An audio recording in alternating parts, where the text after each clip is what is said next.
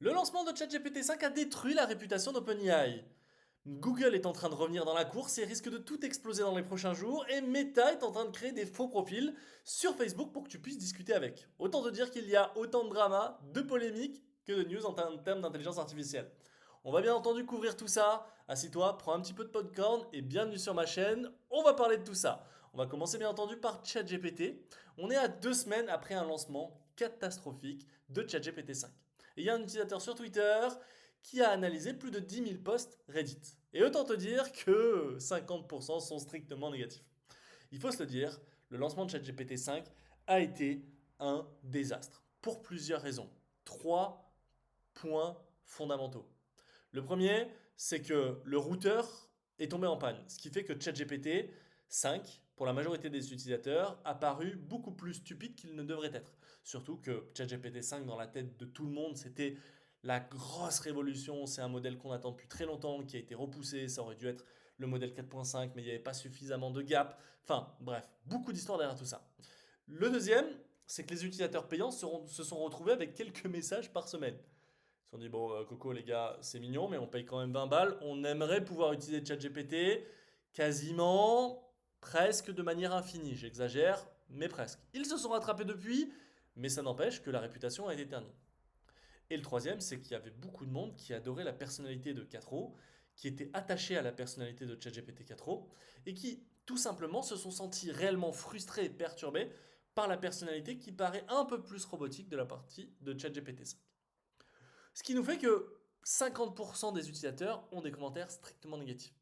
11% sont strictement positifs. Alors pour les 11%, rien de dramatique, je pense que c'est des utilisateurs qui l'utilisent réellement pour coder. Parce que quand vous l'utilisez pour coder, c'est un vrai monstre. Et le reste, c'est un mix entre du positif et du négatif.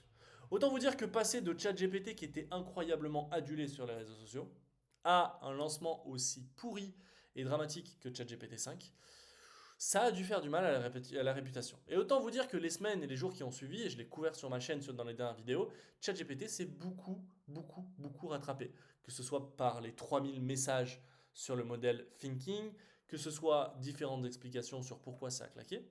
Mais voici les points qui sont majoritairement ressortis. La personnalité de ChatGPT 5, l'écriture créative qui apparemment est moins bonne. Moi, je trouve pas. Mais bon, j'ai l'habitude d'utiliser Google Gemini pour la partie créative, je le trouve bien meilleur.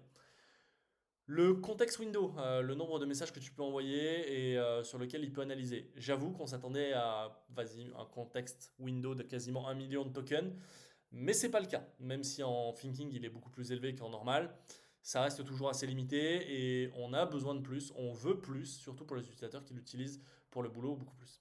Et surtout, beaucoup d'utilisateurs ont été forcés de migrer de ChatGPT 4o à ChatGPT 5 sans aucune notification. Parce que oui, bon, il y a nous les geeks qui suivons l'actualité des news H24 et qui attendaient avec impatience ChatGPT 5, mais la majorité des utilisateurs, eux, bah, ils étaient très contents avec ChatGPT 4o et d'un coup, bim, ChatGPT 4o, leur ami qui était très encourageant, un peu trop béni oui oui, bah, il a disparu pour un robot qui est un peu plus rentre dedans. Et surtout, une très mauvaise communication durant le rollout, le lancement de ChatGPT 5, avec tous les bugs, tous les couacs. Ça a été bien entendu communiqué sur Twitter, mais bien entendu, la majorité des utilisateurs ne sont pas sur Twitter et ne comprennent pas ce qui se passe avec le modèle. Donc je le répète, super important, si vous utilisez ChatGPT 5 et que vous payez, utilisez ChatGPT 5 Thinking. Vous aurez des résultats extrêmement meilleurs, beaucoup plus recherchés que ChatGPT 5 qui, sur les benchmarks, ChatGPT 5 qui ne réfléchit pas, est quasiment au même niveau que ChatGPT 4o. On le répétera jamais assez, un LLM est limité dans sa capacité de faire exploser les benchmarks et de donner des bonnes réponses s'il ne réfléchit pas. À partir du moment où on lui donne la capacité de réfléchir, là, il va commencer à avoir des performances beaucoup plus importantes. Mais bien entendu, il y a des points positifs. Il y a beaucoup moins d'hallucinations. Et ça, autant vous dire que c'était incroyable parce que c'est vrai que sur les dernières versions, il avait tendance, quand il n'avait pas une réponse, à halluciner. Et maintenant, dans de rares cas, on peut avoir des réponses de la part de ChatGPT qui disent que il n'a pas la réponse, ce qui est cool. Il va avoir une meilleure capacité de raisonner, ça je vous l'ai dit, utiliser le modèle thinking, il est vraiment très bon, de meilleures performances en code, et bien entendu, là où c'est super important, il est vraiment optimisé. Il est vraiment coût efficient, il est optimisé au maximum pour pouvoir utiliser le moins d'énergie possible, le moins de GPU possible, parce qu'à l'heure d'aujourd'hui, on est en pleine crise du côté d'OpenAI, on n'a pas ni la puissance de calcul, ni l'énergie nécessaire pour sortir de meilleurs modèles et pour sortir toutes les features qui doivent sortir. C'est pas moi qui le dis, c'est Sam Altman qui le dit et on va y revenir. Ce qui fait que, bien entendu, les utilisateurs payants ont eu jusqu'à 3000 messages en thinking. Si vous l'utilisez quasiment H24, les 3000 messages sur le modèle qui réfléchit est largement suffisant pour l'utiliser quasiment H24. Et la personnalité est devenue un peu plus chaude, un peu plus gentille. Ce qui fait que là, à l'heure d'aujourd'hui, à 2 semaines après le lancement, on commence à avoir un chat GPT qui est largement mieux et largement plus performant. Mais encore une fois, je le répète, si vous voulez des performances excellentes et profiter du plein potentiel de ChatGPT 5, utilisez le modèle Thinking. Et pourquoi c'est super important qu'il soit modèle efficient? Bah, tout simplement parce qu'à l'heure d'aujourd'hui, le nerf de la guerre, c'est les GPU. Et à la différence d'un Elon Musk, à la différence d'un Google, à la différence d'un Meta, à la différence de n'importe quelle autre boîte, à l'heure d'aujourd'hui, le pari de ChatGPT, de OpenAI, était d'investir sur le modèle, sur créer des modèles de plus en plus sophistiqués pour attirer le plus d'utilisateurs possible sur la plateforme. Ok, c'est cool. Le problème, c'est qu'ils n'ont pas du tout investi sur leur puissance de calcul. Ils n'ont pas du tout investi sur leurs data centers. C'est pour ça que très récemment, ils ont lancé le projet Stargate, que ce soit aux États-Unis ou en Norvège, qui va leur donner des data centers et de la puissance de calcul pour pouvoir héberger ces, tout simplement, modèles, pouvoir faire aussi des runs d'entraînement qui coûtent des millions de dollars et aussi pouvoir utiliser de la puissance de calcul supplémentaire. À l'heure d'aujourd'hui, ils ont un deal avec Microsoft qui leur fournit énormément de serveurs, mais ce n'est pas suffisant et ils sont un petit peu dépendants de Microsoft, ce qui fait qu'ils ont aussi fait un petit coucou à la concurrence. Coucou toc toc Google, on a besoin de vos puissances de TPU et ils ont signé avec un deal avec Google pour utiliser aussi de la puissance de calcul de chez Google. Donc à l'heure d'aujourd'hui, le nerf de la guerre, ce qu'ils n'ont pas suffisamment, et c'est Sam Altman qui le dit, ils ont de meilleurs modèles, ils ont de nouvelles features, ils ont beaucoup de nouveaux produits, mais ils ne peuvent pas nous les offrir, les lancer, parce qu'ils n'ont pas la capacité, la puissance de calcul pour le faire. Que ce soit le modèle Zenith qui est apparu, que ce soit le O3 Alpha qui est incroyable en termes de raisonnement, ça nous laisse un petit peu sur notre faim. Surtout qu'on est un petit peu frustré parce que ChatGPT 5 devait être une réelle révolution. Et surtout que là, 2 semaines après, on entend déjà parler de ChatGPT 6. On va se le teaser, qui parle que en fait la révolution de ChatGPT 6, c'est que ce sera un modèle qui sera personnalisé quasiment à n'importe quel utilisateur, étant donné qu'il aura une mémoire infinie. Ok, trop cool, une mémoire infinie, vraiment bien. Ça veut dire une mémoire infinie, ça veut dire normalement de plus grands contextes pour chaque box et qui fait qu'on va pouvoir vraiment utiliser ça comme un assistant personnel. Mais pour ça, il faut une puissance de calcul, il faut que le projet Stargate sorte de terre, il faut des puces Nvidia, il faut des puces TPU, il faut du GPU, il faut de la puissance de calcul, il faut de l'énergie. Bref, on n'en est pas encore là, mais autant vous dire que pour le moment, ChatGPT 5, pour moi, c'est un demi-flop. Et du côté de Google, on est en train de cuisiner. On est en train de cuisiner très très fort. Il y a un modèle qui est en train de faire un buzz. Et peut-être ce modèle-là risque de tuer Photoshop. Parce qu'il s'appelle Nano Banana. Le modèle Nano Banana, depuis une semaine, c'est juste une révolution. Il permet de faire des images dignes de la réalité et de pouvoir les modifier en un seul prompt. Et autant vous dire que ce soit sur des créations d'images avec des Power Rangers et avec Trump et Poutine, que ce soit sur des images modifiées pour changer le style vestimentaire, etc., le modèle Nano Banana est extrêmement puissant. Et bizarrement, on est hier au lancement du nouveau téléphone de Google. On en parlera dans une nouvelle vidéo parce que il y a réellement une guerre qui est en train de s'installer sur le marché des mobiles et Apple, qui avait une dominance extrême et une part de marché absolue sur le marché des téléphones, risque d'être concurrencé par Google parce que Google est littéralement en train de mettre des modèles d'intelligence artificielle au sein de ses propres téléphones et d'être en capacité de fournir un appareil connecté dans la main de tout le monde qui peut être utilisé comme un assistant personnel. Autant vous dire que ça risque de changer la donne. Le problème à l'heure d'aujourd'hui, c'est que les Google Phones sur le marché des téléphones, des télécoms, ne se vendent pas. Réellement parlant, ça ne se vend pas. C'est de très bons produits. Depuis plusieurs années, c'est de très très bons produits. Mais ce qui se vend majoritairement à l'heure d'aujourd'hui sur le marché, c'est des téléphones Samsung ou des téléphones Apple ou des téléphones no cost. Et Google n'a pas encore trouvé son positionnement.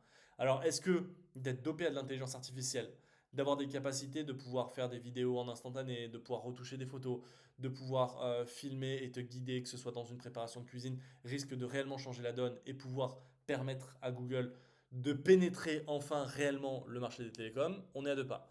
Mais en tout cas, on a un modèle d'image qui est supérieur au modèle d'image de ChatGPT. Et on devait avoir avec ChatGPT 5 un nouveau modèle d'image et un nouveau modèle de vidéo. On ne l'a pas. Bon, sûrement parce qu'ils n'ont pas la puissance de calcul, mais on ne l'a pas pour le moment. Et pour le moment, Google cook et sort des relays H24. On a aussi des tweets de la part des différents développeurs de Google qui disent qu'ils ne sont jamais aussi confiants. Et juste derrière, on a des petites news à droite à gauche qui fuient du côté de Google que sur les 12 derniers mois, l'énergie utilisée par Gemini via des text prompts, donc via les utilisateurs, a chuté de 33%. A été divisé par 33 plutôt, c'est mieux. Ce qui fait que, à l'heure d'aujourd'hui, Google est en train de sortir des modèles qui sont de plus en plus performants, parce que Gemini 3 risque d'être extrêmement performant et je pense peut-être même meilleur que ChatGPT 5, qu'il va être aussi en capacité de pouvoir créer de la vidéo. Le modèle VO3 est un monstre et si vous le souhaitez, n'hésitez pas à me le dire en commentaire. On fera des vidéos sur le modèle VO3 parce que je l'utilise avec pas mal d'entreprises pour créer des vidéos promotionnelles et pour créer des vidéos produits. C'est un monstre. L'outil Flow est un monstre. Ce qui fait qu'à l'heure d'aujourd'hui, on est à deux pas d'avoir des outils boostés et purement, extrêmement boostés à l'IA, un petit peu comme le fait Midjourney pour ses images, mais tout dans la suite Google. C'est-à-dire que Google, demain, si vous voulez faire du montage vidéo, vous utilisez VO3 plus Flow plus des prompts pour faire des modifications. Vous utilisez potentiellement un flow image qui s'appelle Whisk à l'heure d'aujourd'hui, qui va vous permettre de générer des images et modifier des images. Et plus on va avancer dans le temps, plus on va pouvoir ajouter lors du montage vidéo peut-être du contexte. Ok, utilise ce produit, fais pop ça, fais pop ci. Pour le moment, ce n'est pas encore accessible sur le dernier modèle, mais on commence à pouvoir faire des choses assez incroyables. Donc Google est lui en train de pouvoir arriver de plus en plus fortement. Et bizarrement, qu'est-ce qui se passe 2 semaines après que ChatGPT a annoncé que pour n'importe quel gouvernement américain, on mettait à disposition gratuitement une licence à 1 $ par agence pour un an. Bah Google a dit bah nous c'est pas 1 $, c'est 50 centimes. Donc on est même en train de se battre sur quelle intelligence artificielle le gouvernement américain va lui utiliser en premier. À voir. Mais en tout cas, je vous assure que ce qui est en train de se passer sur le marché de l'intelligence artificielle est de plus en plus intéressant. On a aussi des petites mises à jour qui vont arriver, comme les projets pour Gemini. On a Gemini pour éducation qui commence littéralement à être en train de pouvoir remplacer les profs. Et je vous en parlerai peut-être dans une vidéo parce que c'est un de mes métiers où j'enseigne beaucoup. Où maintenant on a un dashboard, on peut créer différents agents et les assigner à des élèves pour leur faire ou les aider pendant leurs devoirs. Bref, c'est juste excellent. Et de l'autre côté, on a Meta. Meta qui crée Chat with IA caractère. Ok. Alors je ne sais pas quoi faire de cette information-là. Je la glisse comme ça parce que moi ça m'a assez perturbé de pouvoir discuter avec une Russian girl ou une belle-mère. Vous en faites ce que vous voulez, mais je trouve que c'est un peu douteux l'utilisation de l'intelligence artificielle sur les réseaux de Meta. Et derrière, on apprend aussi que Meta a beaucoup débauché chez un petit peu toutes les grosses boîtes tech, OpenAI, Google et compagnie, en offrant des salaires à plusieurs millions de dollars. Et que hier, on apprend dans le Wall Street Journal qu'ils ont gelé les embauches. Donc est-ce qu'ils ont trop dépensé? Est-ce qu'ils ont enfin réuni l'équipe qu'ils souhaitaient et du coup tous les deals qui étaient sur la table ne sont plus disponibles? Mais il faudrait attendre aussi dans pas longtemps des nouveautés, notamment du côté des lunettes de Meta sur la partie intelligence artificielle. Mais en tout cas, au niveau modèle, ChatGPT est complètement à la ramasse. Là où Grok est en train de se faire une place de marché, notamment par le fait qu'il est en train de pousser énormément Grok, que ce soit via Tesla, que ce soit via Twitter. Voilà globalement un petit peu pour toutes ces news. J'espère que ça vous a plu. N'hésitez pas à lâcher un like ou à vous abonner et on se retrouve très bientôt pour de nouvelles news.